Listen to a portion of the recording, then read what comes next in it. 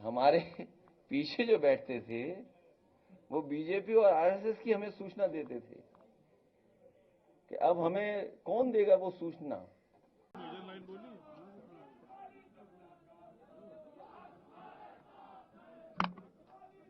यहां पर उपस्थित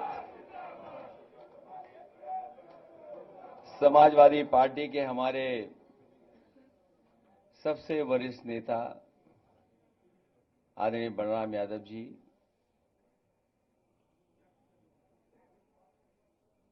पूर्व मंत्री विधायक दुर्गा यादव जी, हमारे बहुत ही बुजुर्ग और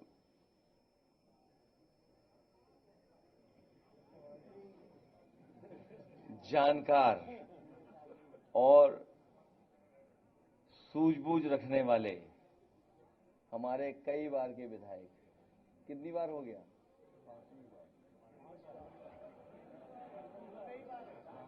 5वीं बार,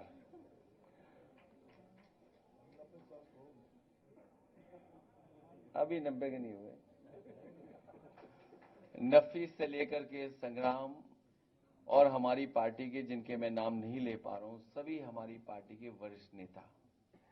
मैं सबसे पहले शाह आलम गुड्डू जी को बहुत बहुत धन्यवाद और बधाई देना चाहता हूं।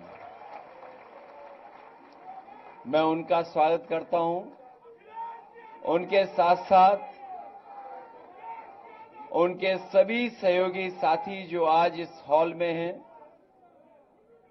और लाखों संख्या में जो आ नहीं पाए हैं, जो पूरे प्रदेश में जगह जगह पर हैं, मैं उन सबको आज के दिन की बहुत बहुत मुबारकबाद देना चाहता हूं। मुझे याद है 2022 के चुनाव से पहले गुड्डू जमाली साहब हमारे पास आए थे। किन्हीं परिस्थितियों, किसी कारण हम लोगों का साथ नहीं हो पाया, लेकिन आज जब हम लोग 2024 में भविष्य की लड़ाई लड़ने जा रहे हैं, वो आए नहीं हैं, मैंने उन्हें अपने पास बुलाने का काम किया है। मैं अपनी तरफ से और पार्टी की तरफ से पूरा भरोसा दिलाता हूं, जिस जिम्मेदारी के साथ आप दूसरे दल में थे, जिस तरीके से आपने कभी पीछे मुड़ करके नहीं देखा, इस पार्टी में भी आपको रह करके आपको अपने घर जैसा लगेगा। ये आप अपनी पार्टी में वापस आए हैं। हालांकि इस मंच पर गुड्डू स्क्वायर हैं और अखिलेश भी स्क्वायर हैं। गुड्डू भी स्क्वायर हैं और अखिलेश भी स्क्वायर हैं, और हमारे साथ बलराम जी भी हैं, दुर्गा जी भी हैं। ये तो भगवानों के नाम हैं। कौन नहीं है? मैं देख रहा था कि सबके नाम में भगवान। आपको पता होगा चाचा के नाम पे कौन सा भगवान? और कोई बचा? श्याम बहादुर। तो ऐसा कोई नहीं है। हम सब लोग मिलकर के पार्टी को मजबूत बनाने का काम करेंगे। जिस तरीके से कभी समुद्र मंथन हुआ था, उस बार ये संविधान मंथन होने जा रहा है। एक तरफ तो वो लोग हैं जो संविधान को बचाना चाहते हैं, संविधान की रक्षा करना चाहते हैं, संविधान के रक्षक होंगे, और दूसरी तरफ वो लोग हैं जो संविधान की धज्जियां उड़ाना चाहते हैं।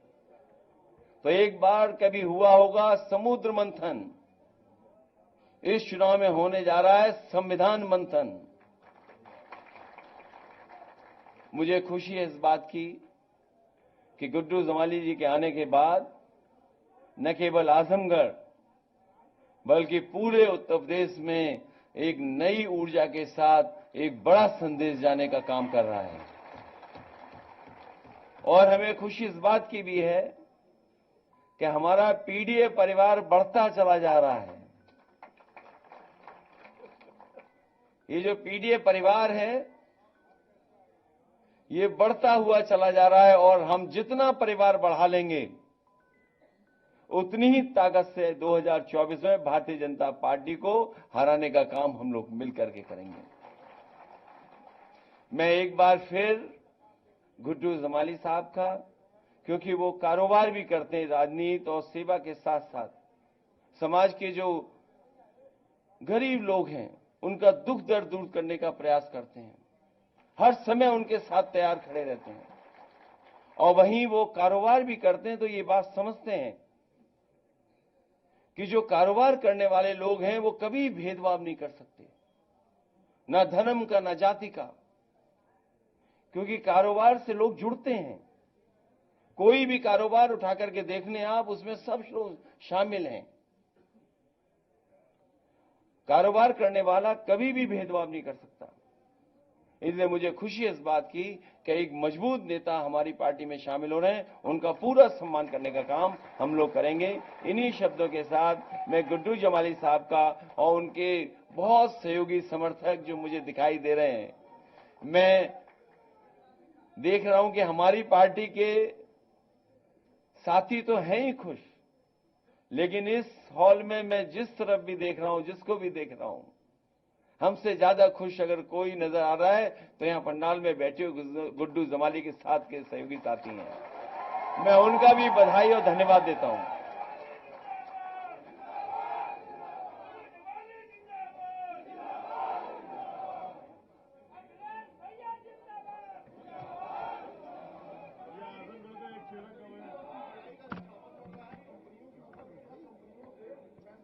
किसका? मैं रामजी दास सुमन जी का बहुत बहुत स्वागत करता हूं, नए हमारे राज्यसभा सांसद।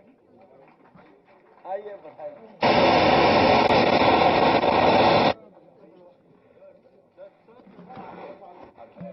यहाँ बीच में आओ, बीच में आओ, इधर आ जाइए।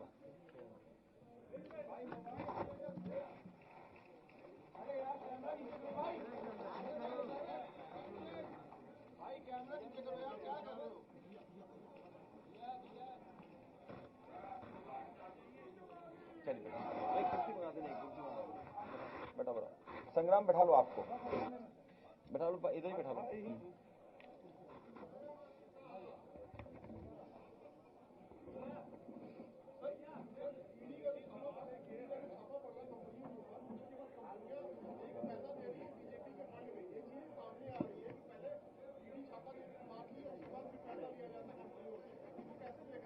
ये कौन सी नई बात है? ये कौन सी नई बात बता रहे हो आप?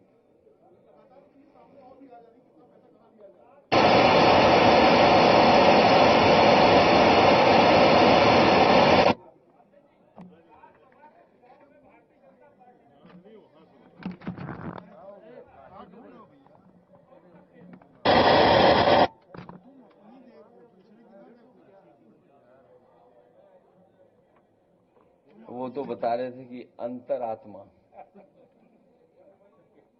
अंतरात्मा से वोट दिया है। लगता तो ये कि अंतर खात्मा हो गया उनका। ये इनकी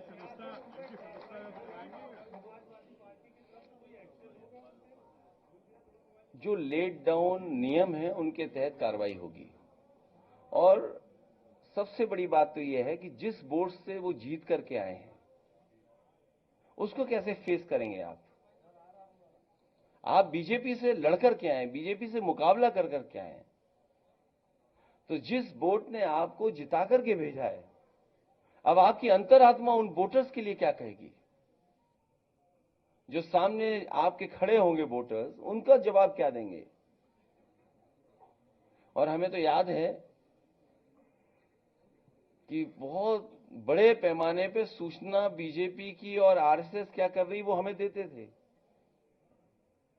हमें तो दुख इस बात का है, जानकारी हमें कौन देगा?